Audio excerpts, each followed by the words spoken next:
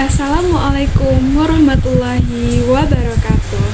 Halo semuanya, perkenalkan aku Reva Seprianti, mahasiswa Universitas Negeri Padang dari Fakultas Ilmu Sosial dengan prodi Pendidikan Ilmu Pengetahuan Sosial.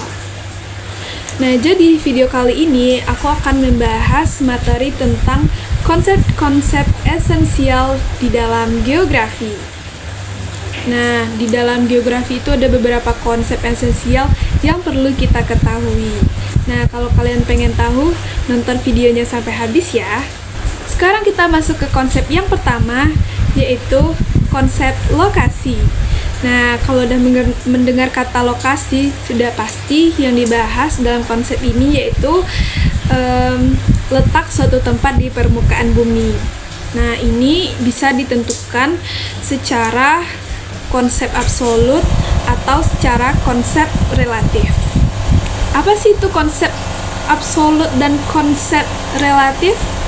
Nah, kalau konsep absolut itu kita menentukan lokasi itu berdasarkan garis bujur atau lintang ya teman-teman. Sementara kalau di konsep relatif atau lokasi relatif itu kita menentukan suatu lokasi atau tempat itu berdasarkan hubungannya dengan suatu daerah. Nah, contohnya kalau dari tempat saya, contohnya itu seperti ini. Jarak rumah saya ke rumah Siti itu berjarak sekitar kurang lebih 1 jam, ya, dengan ukuran sekitar 1 kilometer. Nah, itu antar perkiraan gitu, antar perbandingan, sebenarnya ini bukan lebih ke perbandingan, tapi kita menghubungkan tempat yang sekarang dengan tempat yang lain gitu. Nah, itu namanya lokasi relatif ya teman-teman. Sekarang kita masuk ke konsep yang kedua, yaitu konsep jarak.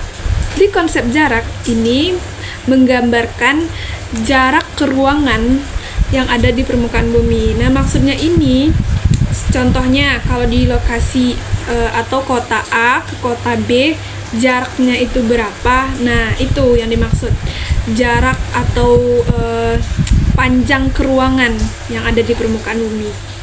Untuk mengukur jarak, kita bisa menggunakan 2 metode, yaitu ada secara absolut atau secara lokasi relatif.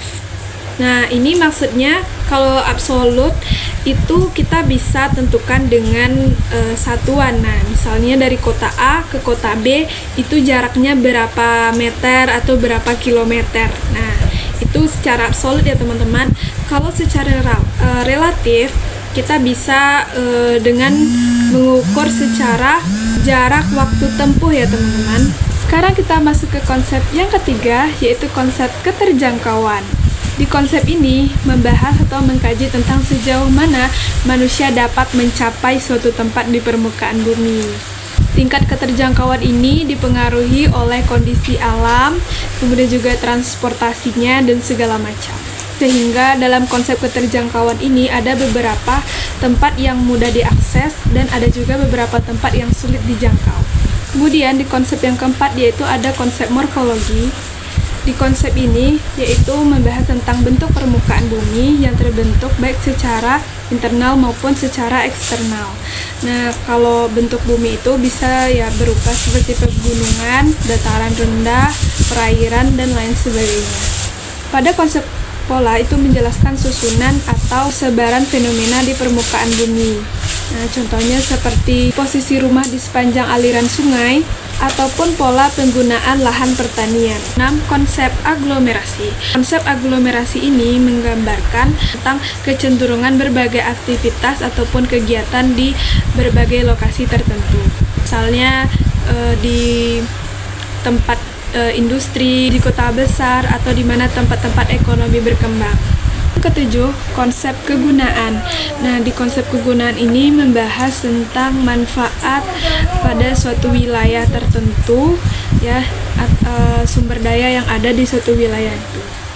Jadi kita memanfaatkan sumber daya yang ada, ya, bisa seperti perhutanan, perairan. Nanti di situ kita memanfaatkan sumber daya alam yang ada.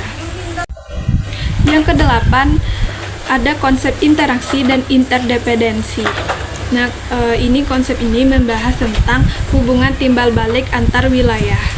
Nah, jadi misalnya daerah pegunungan yaitu membutuhkan ikan yang berada di daerah pesisir pantai. Begitupun sebaliknya.